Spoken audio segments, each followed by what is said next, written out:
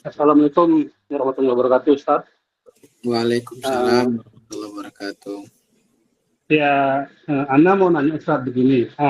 Apabila misalnya gini Ustaz, apa hukumnya? Misalnya gini, ada calon konsumen Anda mau jual mobilnya, tapi dia mau beli mobilnya kembali, tapi dengan cara pakai BSI Syariah. Karena dikhawatirkan kalau dia membawa mobilnya ke leasing konvensional, itu dengan nama leaseback kan jadi riba Ustaz. Apakah itu sama aja? Apakah ada skema yang lain Ustaz? Untuk dia menjual mobilnya, tapi dia membeli kembali karena dia butuh duit sebagian untuk kehidupan dia Ustaz. Itu gimana Ustaz caranya atau ada yang lain Ustaz? Jadi kalau khair Ustaz. Baik Pak Faisal, kita coba bahas ya. Ada seseorang yang butuh duit, maka dia menyampaikan kepada dealer, ini saya jual mobil saya, ya, silakan dibeli.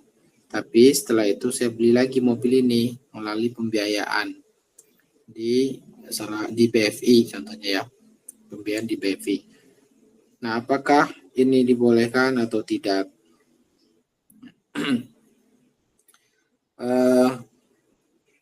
Rasulullah SAW telah menyebutkan idza tabayatum bil inah wa raditum bizar'i wa adna bil baqar wa taraktumul jihad sallallahu alaikum zullan.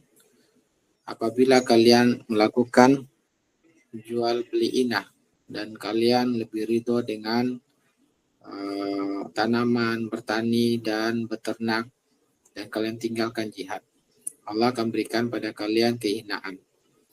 Jadi di sini menjelaskan Allah akan memberikan kehinaan kepada orang-orang yang melakukan salah satunya jual beli inah. Apa yang dimaksud dengan jual beli inah? Jual beli inah yaitu dari kata in. Inah itu barang. Nah, dinamakan jual beli inah karena sesungguhnya barang itu kembali lagi kepada pemilik semula. Nah, maka tadi pertanyaan dari Pak Faisal, dia memiliki mobil, nanti dia lagi yang membelinya. Nah, sungguhnya jual beli inah ini seperti yang dikatakan oleh Ibnu Abbas, pada hakikatnya ini adalah tukar uang dengan uang, tapi ada pertambahannya. Jual belinya hanyalah tipu muslihat saja, tidak ingin betul-betul ingin jual beli, tapi hanya kebutuhan uang. Ya. Maka dilarang oleh Nabi Shallallahu Alaihi Wasallam. Begitu juga ketika Zaid ya dengan istrinya Hindun, yang mana Zaid ini membeli budak karena dia ada kebutuhan uang. Zaid ini kebutuhan uang, maka dia membeli budak milik istrinya.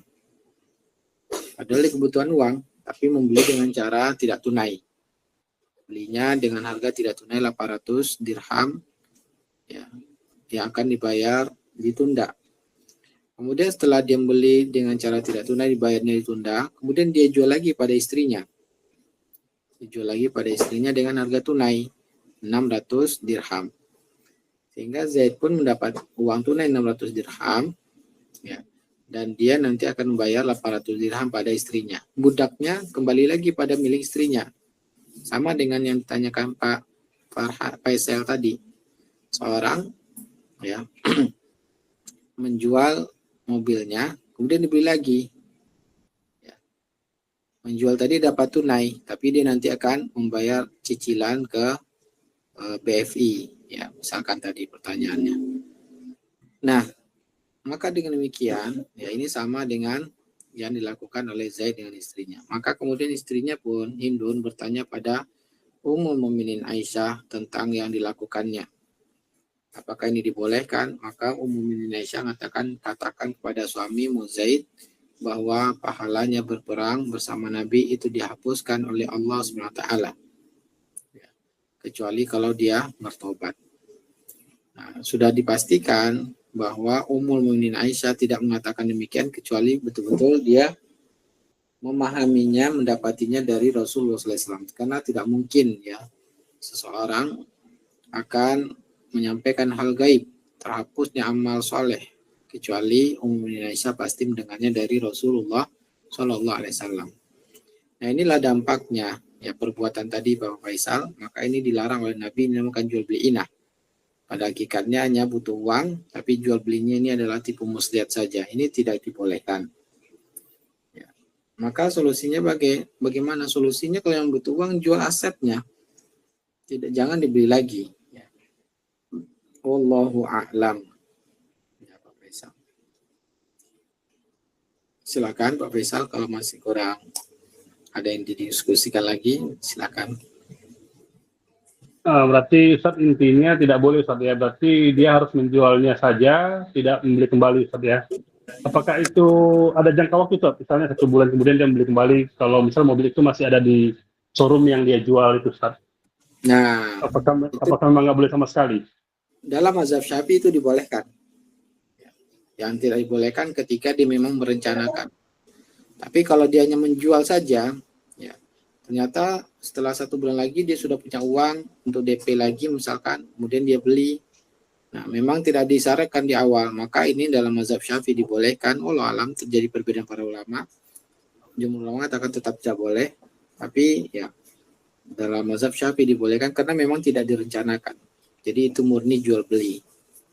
Maka wallahu alam mungkin masih dibolehkan ya ambil mazhab Syafi'i kalau memang tidak direncanakan. Begitu Pak Faisal. Baik Ustaz, jazakallahu khair Ustaz. Wa iyyakum.